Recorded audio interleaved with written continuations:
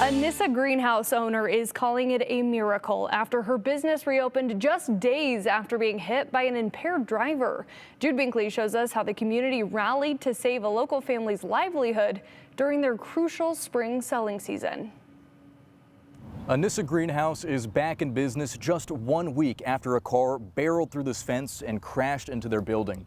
The business owner says it was only possible due to an outpouring of support from the community.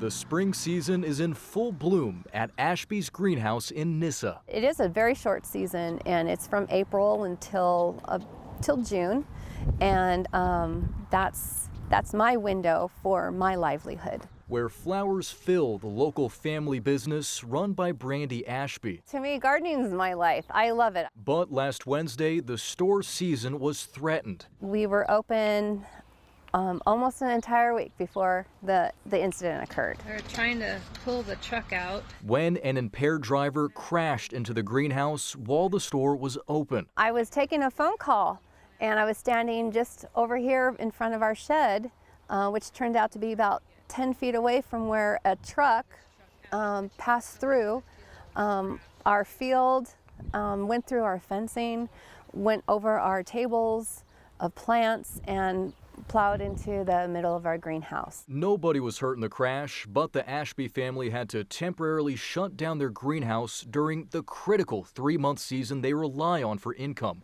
Once word about the crash got out, the community of Nyssa sprang into action. Neighbors rallied to rebuild, stepping up to bring food, build tables, water plants, and crews were able to repair the greenhouse in just days.